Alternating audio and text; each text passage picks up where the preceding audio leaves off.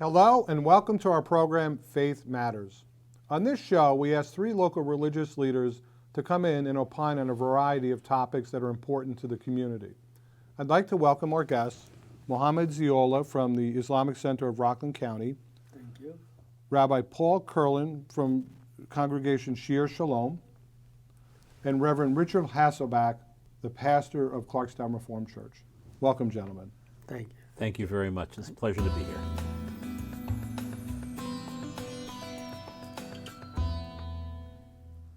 Our first topic is the impact of COVID on the religious community and our own community here in the town.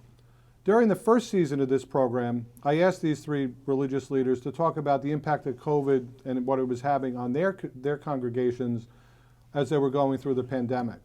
Now that the restrictions are being lifted, I'm asking them again to talk to us about the impact of COVID and how they fared and where they're going in the future. With the restrictions lifted, how is participation and how is giving within your community? So we'll start with Rabbi Curlin. So it's quite interesting when you ask about giving, because I believe that our giving structure is different than in the church or in the mosque. Very often people, they don't give on a regular basis. We don't have a collection on Saturday morning or things like that. But when events happen, when there's joyous events or even difficult sorrowful events, deaths, people will send in a donation in memory or in honor of someone. And of course, all of those things continue to happen, so that kind of impact in terms of the finances seem to be okay.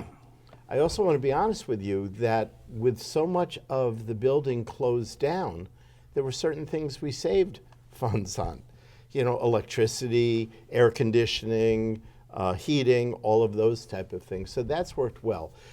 There's been an evolution over the last 2 years in terms of the numbers. And I would say that there's been both a curse and blessing. We certainly know the curses of the illnesses and the loss of life, but we've learned to connect in other ways, virtually. And that has been an extra bonus, an extra benefit. Our numbers were gradually going back up, but I will be honest also to tell you that the last time we filmed, I was the rabbi of the Nanuet Hebrew Center, and now I'm the rabbi of Congregation Shir Shalom, because there was a consolidation with another congregation. And the difficulty is we really have not gotten to know each other that well because of the restrictions. So we're looking forward to more and more opportunities to gather, to mingle, and to see each other face to face. And I'll leave it at that for now. Reverend Hasselback. It's funny, the COVID crisis forced us to use the tools of technology to complete our mission. We closed down for the better part of a year. So from last Palm Sunday to this past Mother's Day, we had no in-church services. Everything we did was online.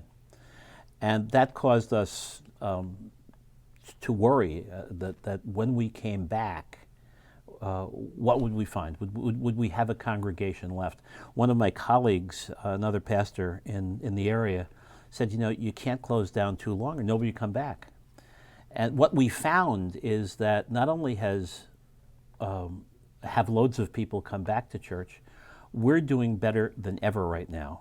So our congregational numbers for in-church service is as high as they have been in my memory. Our giving is very robust. We do have collections. I'm surprised you haven't discovered the beauty of those things. We do have collections, and last week our collection was incredible. It was we were abundantly blessed. And what we've discovered, I think, is that people are coming back because they long for community. They want to see people. They want to see people face to face. They don't want masks. They don't want restrictions. They want to be together with their friends and their neighbors in the setting of worship where they can honor God and reacquaint themselves with each other. So while we still have a very robust online community, we live stream our services every Sunday, we also have a good in-church congregation. And between the two of them, we're reaching more people than ever. So we're very fortunate. Just as a follow-up to that, because I know on last season when you spoke, you really talked about during COVID and how you were building an online community. So has that remained consistent? Do you still have folks from Canada and from other parts of the country that are tuning into your services? Oh, yes. Yeah. We have people as far away as California, Florida, and we have a few people in England and Ireland who tune into our services. Now, these are people we would never reach if we relied on them to walk through our doors, because even though we're worth the commute, getting here from England is, a bit of a task. So we have a robust online community. Loads of people continue with us. They like that type of option for worship. At the same time, most of the folks who walk through our doors don't want to be online. They want to be with other people. They want the community that they find in gathering with a community, a congregation of faith. And what they find there is they find social capital. Who was it? It wasn't Bell. Some guy, one of the Harvard scholars, wrote a book, Bowling Alone. Oh, yeah. And in Bowling Alone, he said, well, there's no community in the country anymore. People are alone. They still bowl, but not in clubs and leagues and things like that. He wrote a follow-up book, and he said he was wrong in his conclusions, at least in part, because there are places where you find social capital, where you find connection and friendship and networking in the most positive of ways. And he says those places are the communities of faith, the synagogues, the mosques, the churches. And in those places you find vibrant community. And I think that's a very important message for people to hear, that if you're lonely, you don't have to be. I just want to mention that I agree with you wholeheartedly that face-to-face. In fact, my motivational minute talks about the face-to-face element. But I also want to mention we have an evening service. It's a very, very short service every night. It's maybe about 20 minutes long. But because it's mostly been virtually, we see all the faces in front of us. Uh-huh. Sometimes when you come to the mosque, when you come to the church, when you come to synagogue, you sit in the pew, you sit in your seat, and you see the back of heads. Mm-hmm. You don't see faces of people. And I found that one of the blessings of the virtual gathering is that everyone's right in front of you there. Mm-hmm. And the joy of what takes place before and after those gatherings is delightful. It's like a little family gathering around the table, except there's no food. But see, we have a lot of food, so we gather after the service and eat. Well, although when you join from home, you can run to the refrigerator anytime you want. So yeah, but it's not free. So Mohammed, let's find out how things fared in the Islamic Center of Rockland County.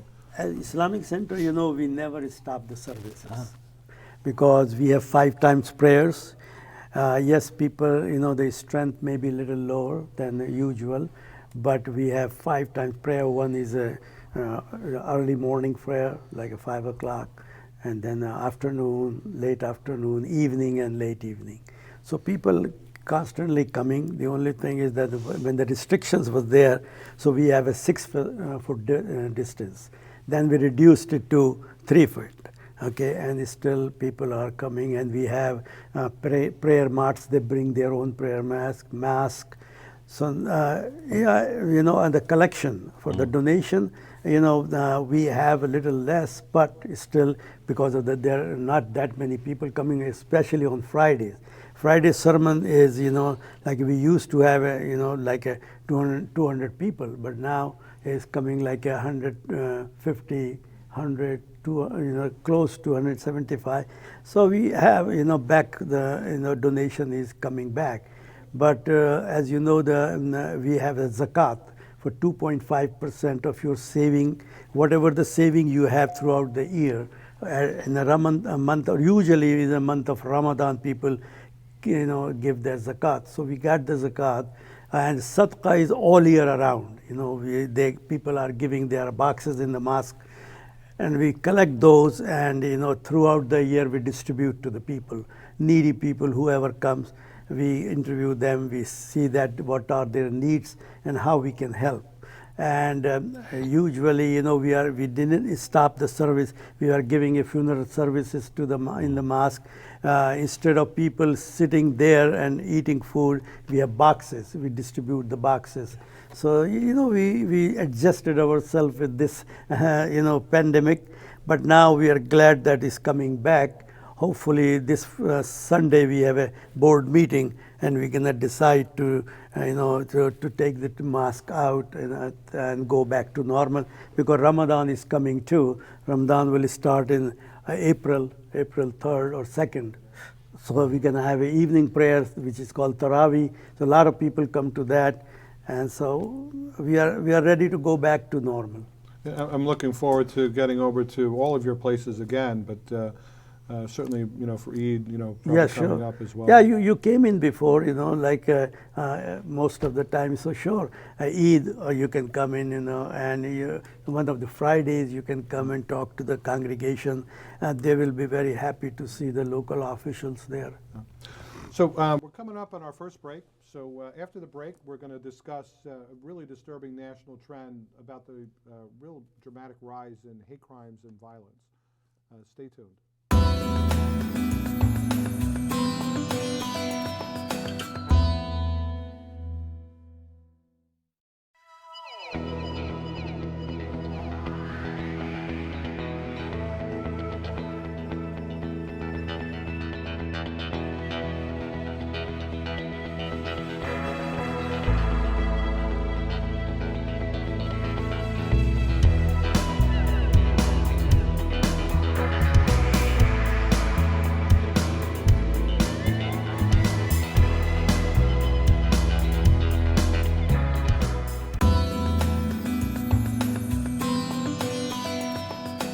So welcome back to Faith Matters.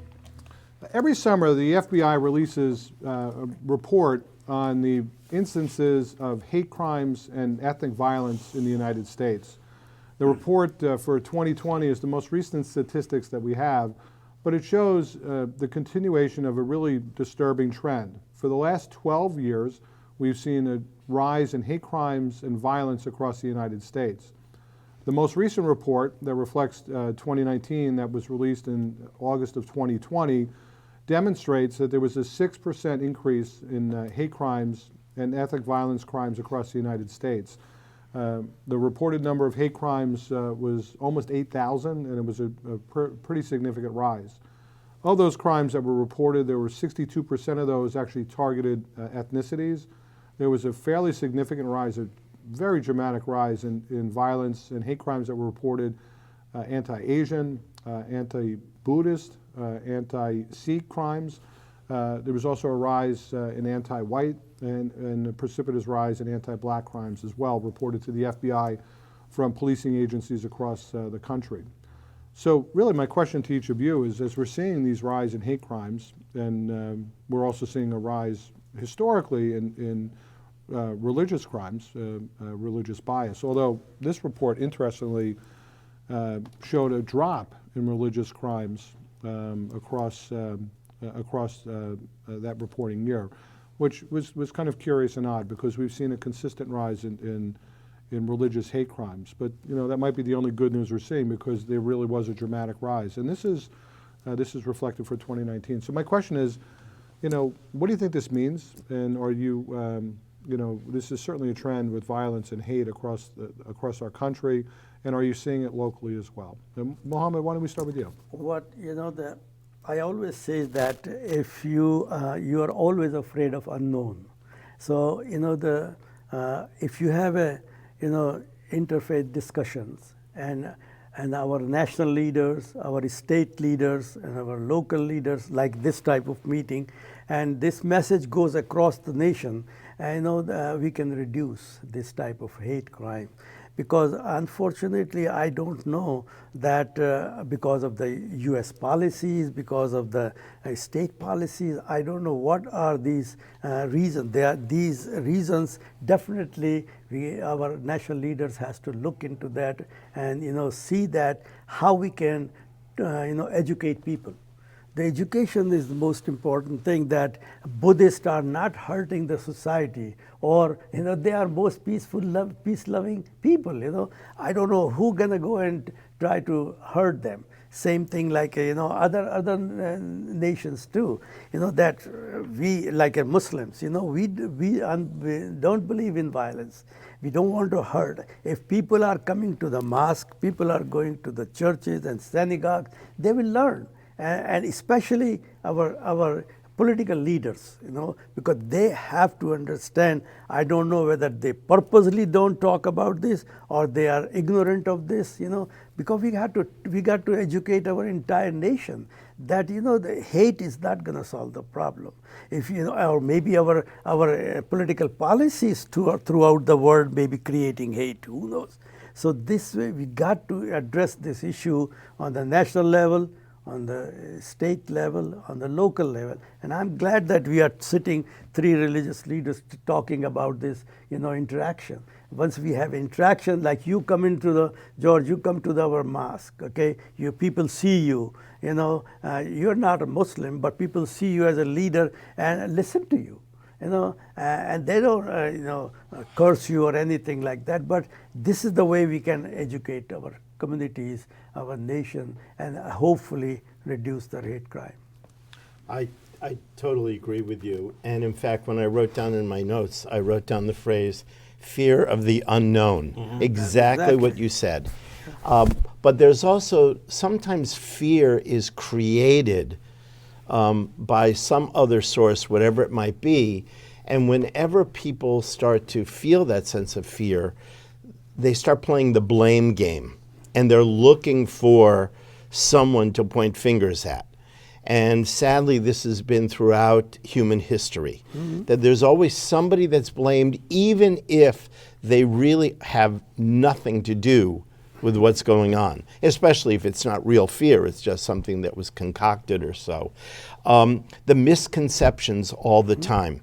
I think that during difficult times, and let's be honest, the last few years with COVID have been very stressful. I said to my congregation a week or so ago that I believe that we all aged more than 2 years in the last 2 years because of everything going on. And that brings an angst out that people just want to find somebody that is the cause, to blame. Yeah. And the other is that we still have those stereotypes. People assume things about the Catholics, the Protestants, the Jews, the Muslims, etc. I mean, there's that silly joke about somebody coming up to me and saying, "Oh, you look what the Jews did. They're the cause of the Titanic sinking." And I said, "What are you talking? The Titanic was sunk by an iceberg." And they said, "Iceberg, Greenberg, what's the difference?"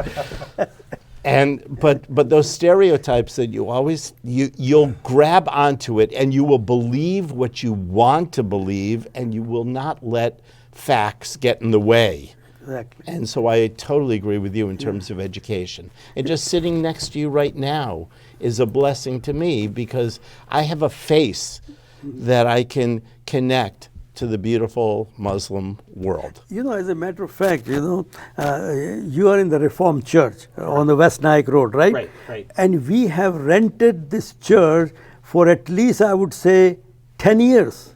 Really? Oh yeah, more than 10 years. We started our congregation in that Reformed church. I did not know and that. they were so nice people. They rented us that fellowship hall. Yeah. Next to the church. Correct. And we have used that and build ourselves the community. Really, we used to go there and we feel like that is our home. Well, come back. Our rental fees have gone up. But from there, we have, congregation get increased, and then we start, collecting money, and we build our own mosque. Yeah. But we always thank our Reformed Church. Whenever I go through, that West Clarkstown Road, Sure. I always see that. Which gives me an idea. We should do something together to celebrate the history that our church and your mosque share. The history Sure. that we share. So exactly. Yeah. I'm more can than come too. I'm more than happy to come in and speak to the congregation and thanks them. And on my behalf, you can thank them. When you have a services that Muhammad says that more than 10 years we have rented that church and we build our community from there. And But we're talking about hatred, and hatred is built on our ability to depersonalize the other, right? If you don't have a human face, then I can hate you because you're not really human like I am. And you see that, just in road rage, right? People get in their cars and other drivers aren't human to them. They're obstacles, and they can do all sorts of honking and waving and Waving? well, with one finger waves. But when you know someone, it's harder to despise them. Right. Rabbi Sachs, God rest his soul, wrote a book, The Home We Built Together. And he's looking at the diversity of the United Kingdom. He was the chief rabbi there. And he's looking for models of how you can get this very diverse society to work in a loving and cooperative way.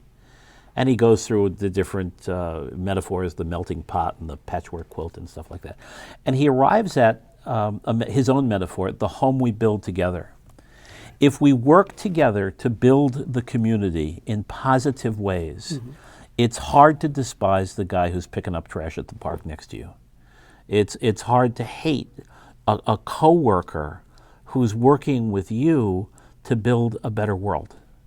You know, if your church and Shir Shalom, or your mosque rather, and Shir Shalom, and our church had a picnic together, and it would be very hard then for the people who might come to that picnic with stereotypes to leave the picnic with stereotypes. Exactly. Because they would have seen human beings who laugh, who cry, who have children, who want the best for their kids, who just want a nice life. And I think one of the gifts that we can give to the community is to create opportunities where those stereotypes have to crumble. Exactly. And they have to crumble when we work together. As long as we're in silos and ghettos, it's very easy to demonize. It also happens within each separate religion Yes. that there are differences of opinion. And my congregation a number of years ago reached out to a Hasidic group over in the Muncie area, and they actually contacted, or I had a contact that they came to us, and we created a program where they brought their families over, and we actually had our two different bands play together. And it was absolutely delightful, Yeah. but we saw the faces. Again, it comes down to the faces. I will just share, because this was a lot of fun. There was one night we're outside and the band's playing, and all of a sudden the police come by and they said, you don't have a problem. It's early in the evening, but there have been some calls that it's a little too noisy. And so I got to the microphone and I said, I have good news and bad news. The bad news is there's been a complaint. We probably have to turn the sound down a little bit. The good news is I'm so excited. I finally made it to a party where the police had to be called. So, but my congregation got to see, again, the faces. Right. And the human side of every human being. And let's be honest, what we want to see in each other is the image of God, Right. which is within each of us. That's right. The ability that we have to build bridges to each other and to communities like the Hasidic community, which is so misunderstood.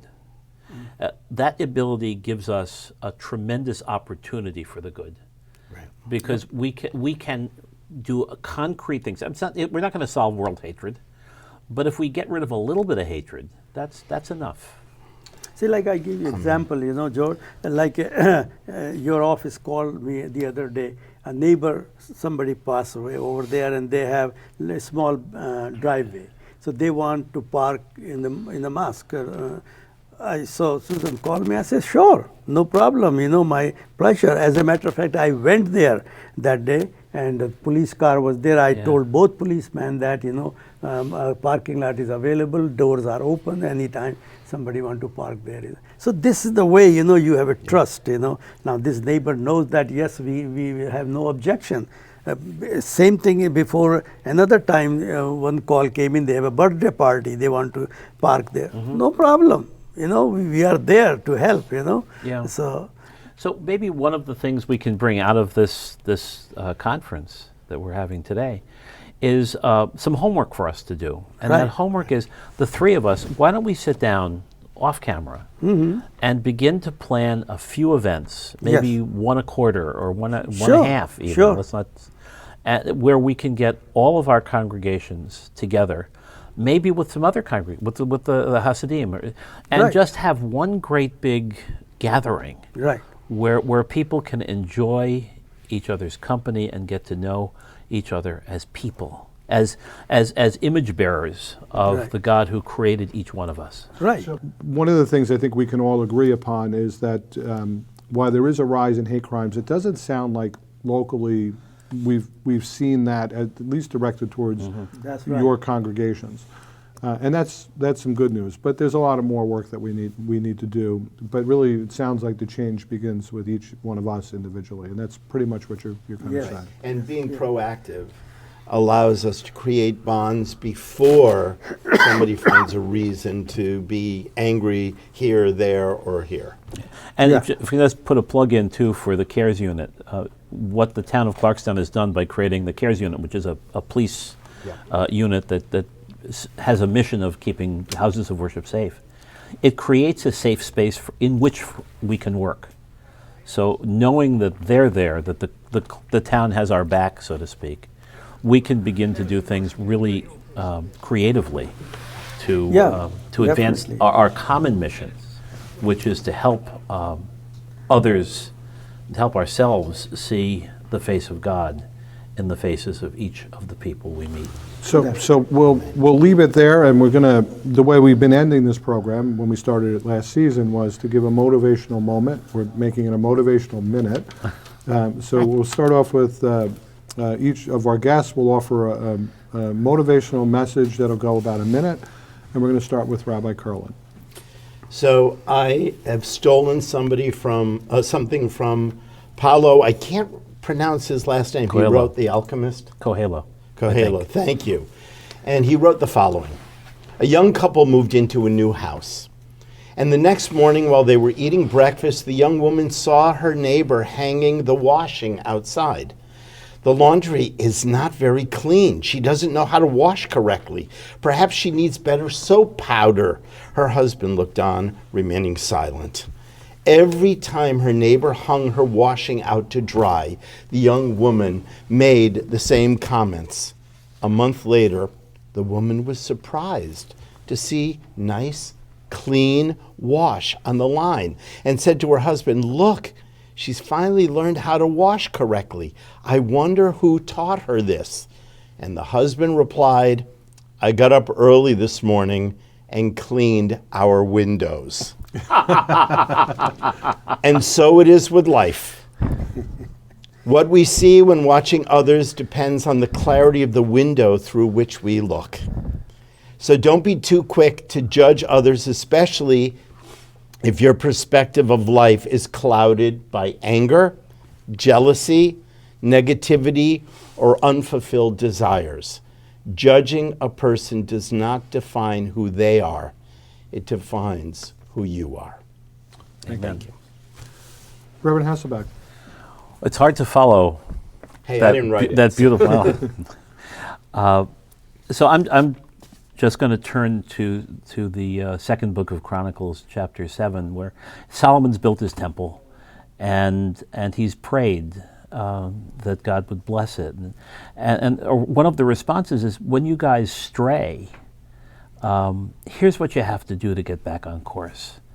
You have to humble yourself.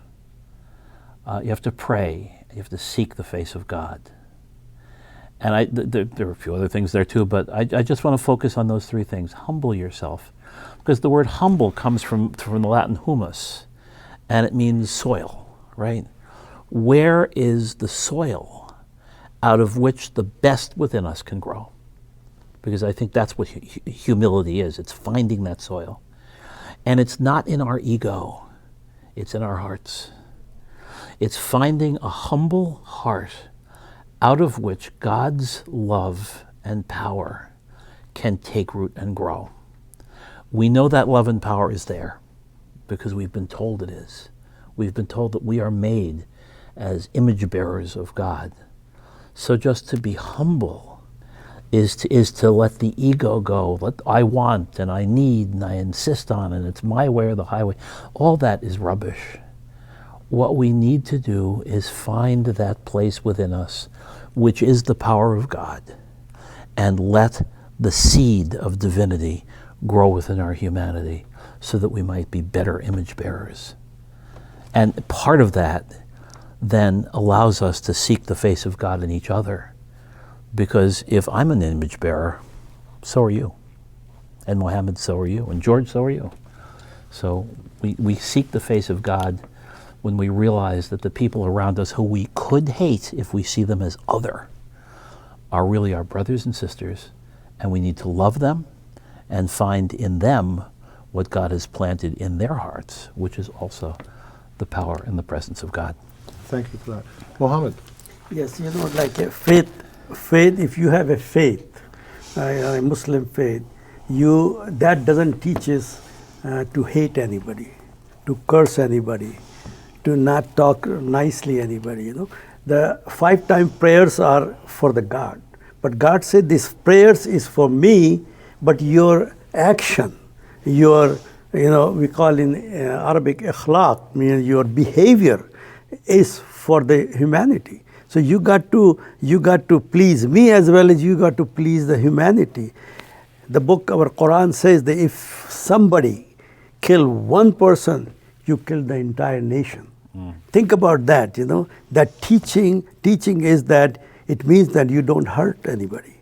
You don't with your action, with your words, or with your behavior. So this is if we follow that, believe me, this world will be a better place to live in. So that's unfortunately, we think that we pray 5 times, that's enough. No, that's not enough. Enough is then when I'm dealing with a human being, my akhlaq, my tolerance, I would get anger with my wife, with my children. The circle starts from the home, from wife, from husband, and it's keep growing, the neighbors, and at one time, the neighbor in our teaching, people were afraid that Prophet Muhammad, peace be upon him, will order that you got to share your wealth with the neighbor, inheritance with the neighbor. That much emphasis Prophet was giving on to love your neighbor. He didn't say love your Muslim neighbor. He said neighbor. Neighbor can be anybody. So you got to love them. You got to exchange views. You got to exchange gifts. So then it will be a better place to live. Thank you for that as well. Amen.